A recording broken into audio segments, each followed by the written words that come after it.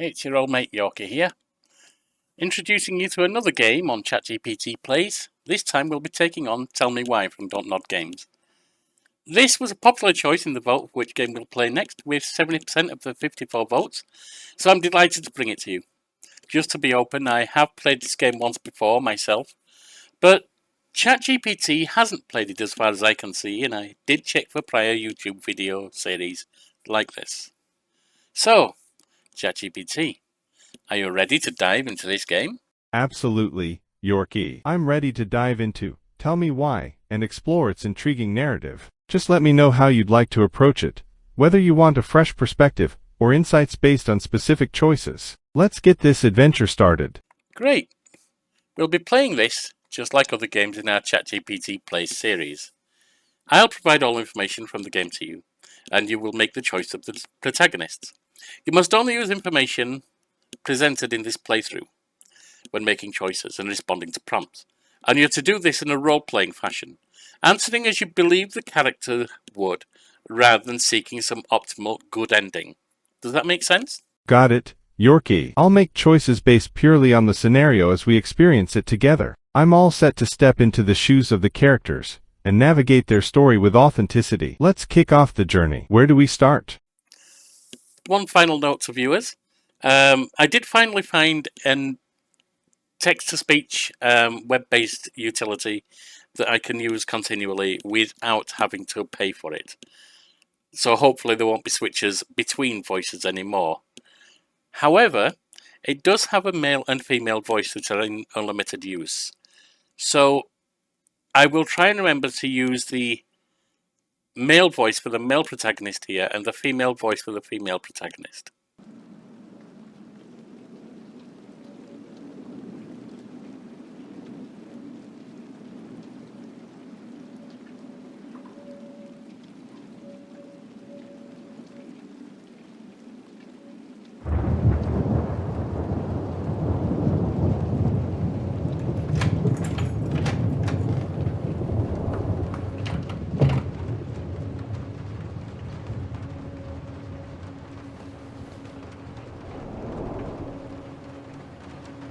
Hey, kiddo.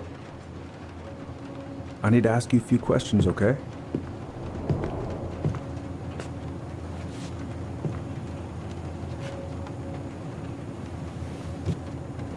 Can you tell me what happened tonight?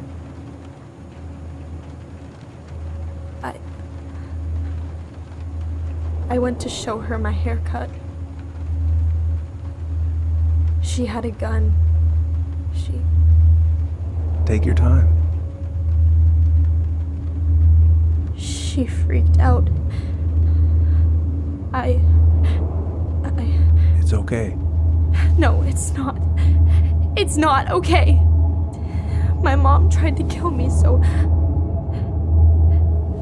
I stabbed her.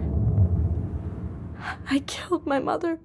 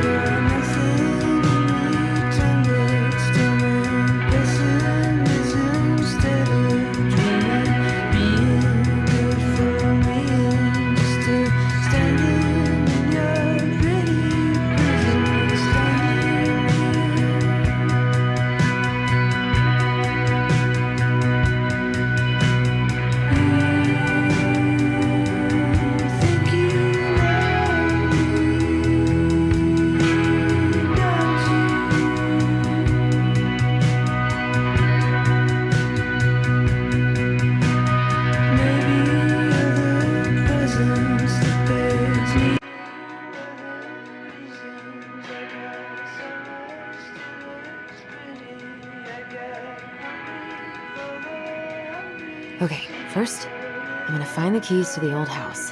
Then, I'm gonna drive to Fireweed, and I'm not going to freak out. Everything's fine.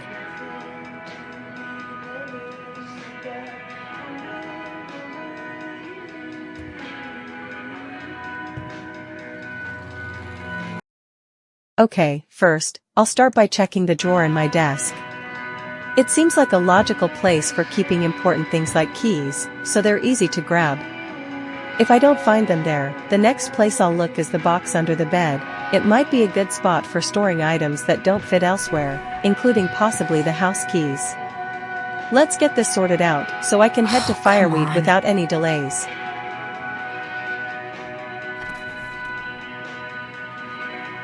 Why do I still have this? Every time I look at it, it reminds me of how very single I am. It's a bittersweet reminder, isn't it? But it's just a part of my past, and it's okay to keep a few memories around, even if they tug at the heart a bit. Now, on to the next spot. I'll check under the bed in the box I mentioned earlier. Hopefully, the keys are in there so I can keep moving forward with my day. Oh, right. I stashed them down here.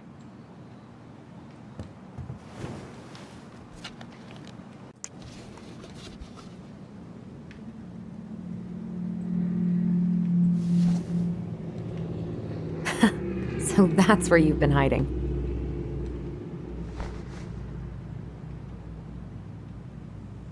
This feels like another lifetime. This feels like another lifetime.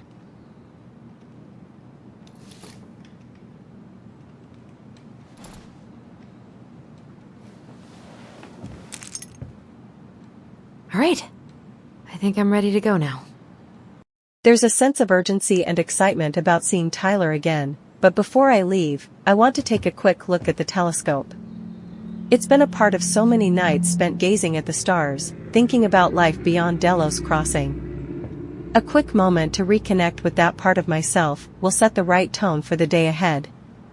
After that, I'll head out to Fireweed. It's time to start this journey. Probably not going to see any stars at this time of day.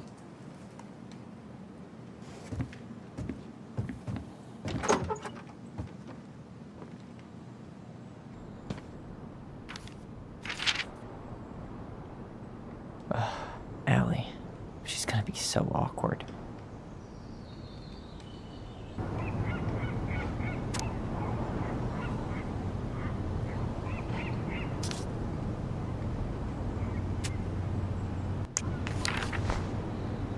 Can't believe I'm about to leave this room for the last time. Okay, I'm pretty much done here. I just need to grab my goblin and I'm off.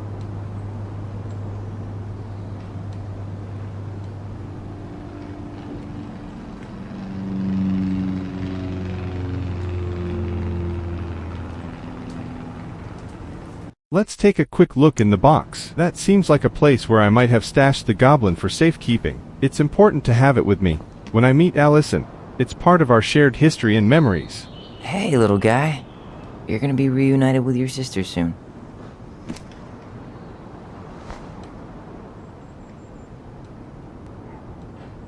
Cool. I guess I'm totally ready to go now.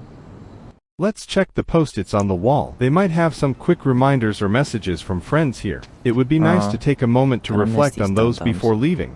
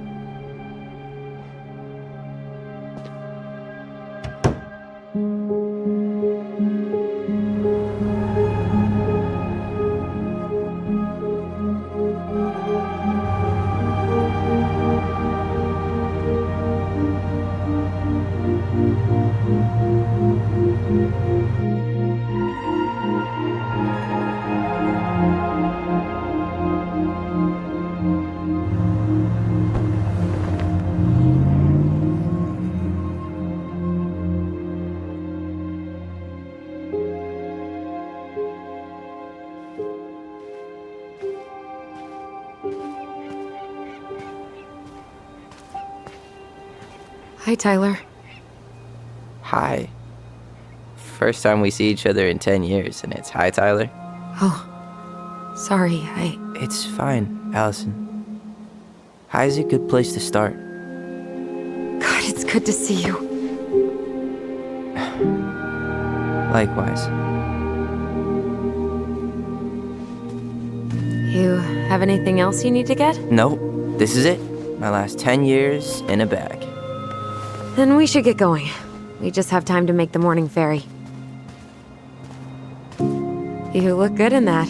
Thanks. One of my mentees designed it. It's really good. Yeah, he's so incredibly talented. I got a couple of local coffee shops to hang his art. Tyler Ronan, shaping the leaders of tomorrow. Yep, we're screwed. So, are you gonna miss anything about this place? I'm going to miss the people the most. They've been like a family to me here. It's not just the friendships I've made, but also the impact we've had on each other's lives. It's tough to say goodbye to that kind of connection, especially knowing how much we've all grown together. Honestly, people. The other residents, my mentees, my counselor Aaron. It took me a while to fit in, but once I did, it felt like home. They made me feel safe. Safe enough to be me. That's so great. I'm really happy for you. We planning to drive to Delos Crossing or push? You are welcome to walk. Nah, I'll take my chances. Need one last look or anything? Looked. Let's go.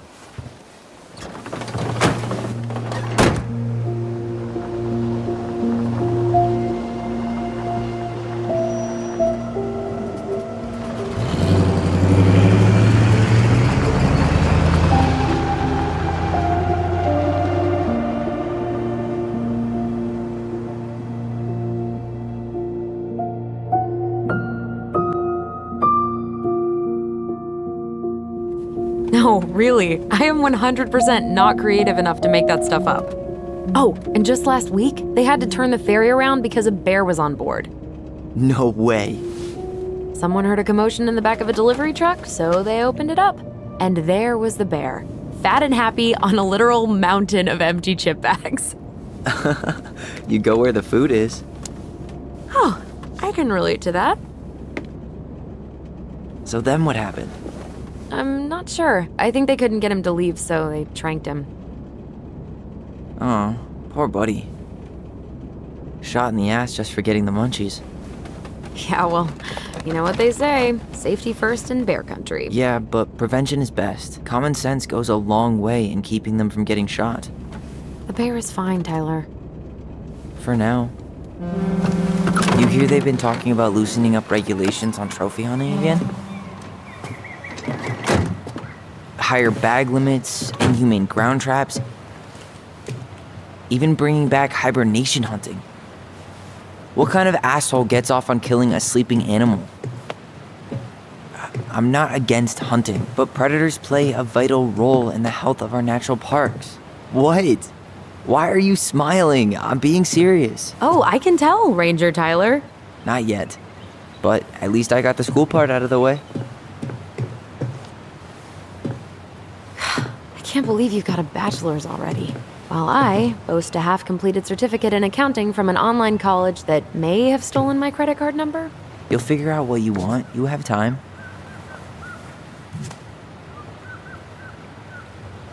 How are you feeling? Like I'm about to drive straight into a whiteout and my fog lights are dead.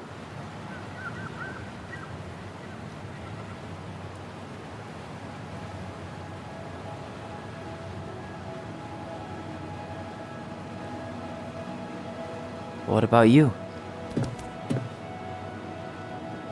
Allison? Whoa. Zoned out there for a second. Sorry. What's up? I'm sorry. I'm just trying to wrap my head around the fact that you're right here, standing beside me, on our way to Delos. You don't have to apologize. It's a lot. Why did we take the ferry instead of the coast road? 'Cause I didn't want to be stuck in the car with you for an extra 2 hours. Ha ha. We have to take the ferry. It's the only way to reach Delos from Fireweed. I see. Well, good. I don't think my stomach could have taken 2 more hours of how you handle curves. I'm sorry, do you want to take over driving when we dock? No. You're gonna have to get back behind that wheel at some point, you know. Look, I put a Fireweed van nose first in a ditch. Hey, at least you missed the porcupine. I'm guessing things haven't changed much. You mean in Delos? Still the capital of East Jesus Nowhere. Can't wait to get out of here. I'd go with small town life. It's a gentle nudge for her to open up more about her feelings without making it sound too negative. It also acknowledges the challenges of living in a small town, which can be stifling for many, especially those with dreams and ambitions beyond what their immediate environment can offer. It's a way to connect on our shared experiences, growing up in such a setting. Guess that normal life you wanted didn't live up to your expectations, huh? I mean, having cable and full-time electricity was definitely a plus, but no one ever forgets anything in a small town. You get marked a weirdo and that's it. That's your life. At least you had Michael. Yeah. I don't think I'd have survived high school without him. Bet you're gonna miss him when you move to Juneau. How's he doing? Good. Good. But I haven't seen him much outside of work lately.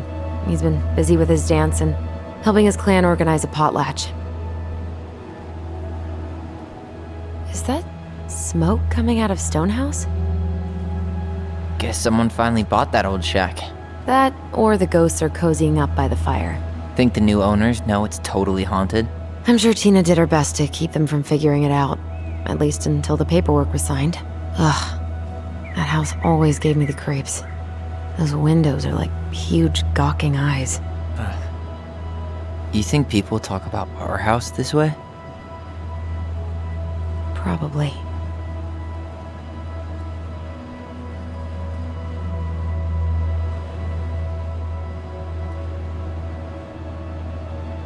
So, we're really going back there, huh? To Stonehouse? I mean, we're going home. Yeah, we are. Think the house will sell? No interested buyers yet. Turns out people don't line up to buy murder houses with no electricity. At least it's got one hell of a view, unlike Juneau. Hey, Juneau has mountain views aplenty. It just also has people and fun. You still thinking you might be my roomie? I'm thinking about it. Hey, can I ask you a question? I'd go with sure. Keeps the conversation open, and shows that Tyler is willing to engage and be supportive, especially during this significant transition. Saying sure invites Allison to share more about what's on her mind, helping to deepen their understanding of each other after so many years apart. Shoot. I was told, after you, graduated, I guess, and became a mentor 3 years ago, you still basically spent all your time at Fireweed, right? Pretty much. There were a few times I tried to go to these meetups for trans people in Juneau, but something always came up.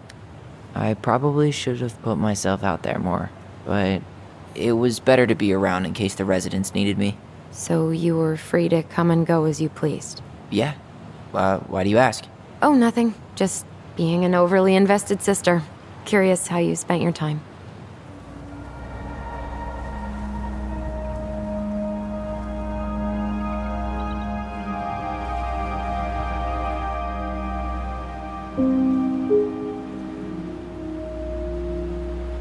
Allison, Yeah?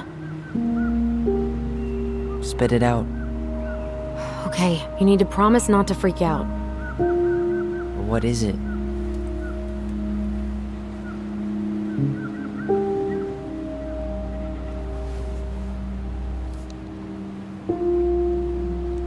It's a gift. From Eddie. I know he's not your favorite person, but I'm sorry. When you said Eddie, I thought you meant Chief Brown, as in the police officer who arrested me. come on, Ty, don't. And your adopted father, the man who didn't let you visit me for 7 years. The Fireweed administration backed him up, Tyler. They thought it was best for both of us. Yeah, well, it wasn't. It's a peace offering. And you're the two most important people in my life. Please, for me. He can't buy my forgiveness with some cheap-ass trinket. It's a gift, Tyler. You know what gift-giving means in Tlingit culture, and what it means to refuse one. I'd go with, I can't accept this. It's honest and aligns with Tyler's feelings of hurt and unresolved issues with Chief Brown. Accepting a gift would feel insincere to Tyler given the past, especially because the gift comes from someone who played a significant role in a painful part of his life. This choice reflects Tyler's need for genuine resolution rather than a symbolic gesture. It maintains his integrity while expressing his current emotional boundary.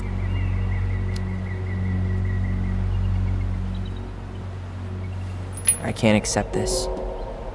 I'm just not there yet. All right.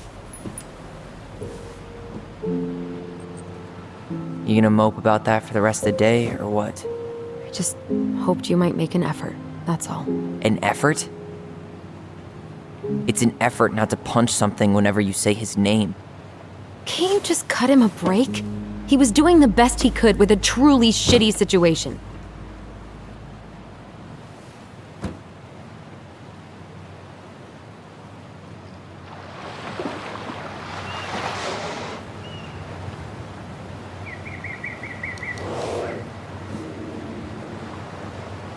Did you hear that?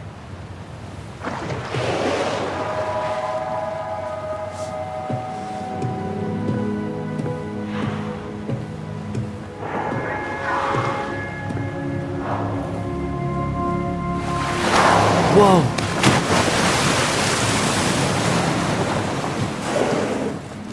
So, I'm a jerk. You just always need to have the last word. In other words, a jerk. I didn't need to dig in like that. I'm sorry.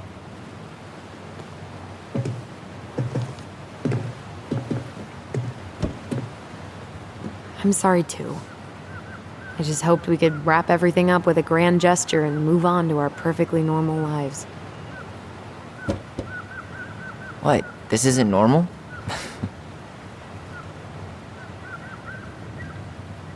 Still your brother?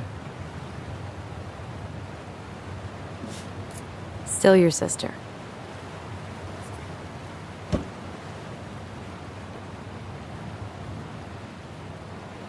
It ruined the moment if I said I needed to call home. Yes. Completely. Sorry. Go ahead and stop apologizing all the time. Okay, sorry. Thanks.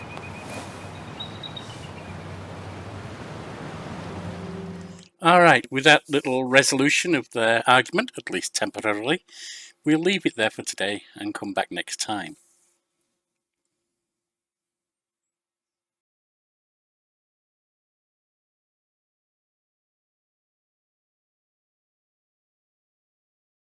I'd go with, I can't accept this.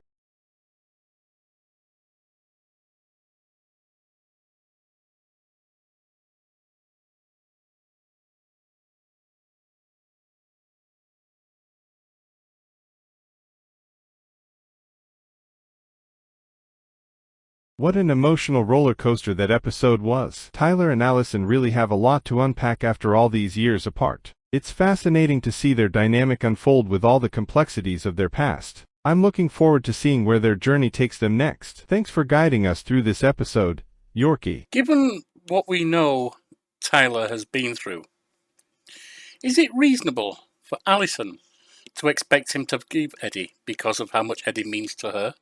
Allison's hope for Tyler to forgive Eddie reflects her desire to harmonize the two most important relationships in her life. However, considering Tyler's perspective, his resistance is understandable. The trauma of his past, intertwined with Eddie's significant role in decisions that affected him deeply, makes forgiveness complex. Forgiveness in such a context isn't just about moving past an incident. It involves processing deep emotional wounds and potentially re-evaluating long-held feelings of betrayal or hurt. For Tyler, the expectation to forgive because it's meaningful for Allison might feel like his feelings are being sidelined. It's a delicate balance between respecting individual emotional journeys and nurturing familial bonds. Allison's intentions are rooted in love and hope for unity, but it's essential for her to also appreciate that Tyler's healing process might require more time and perhaps different circumstances, highlighting that forgiveness is a personal journey that can't be rushed, even by well-meaning loved ones.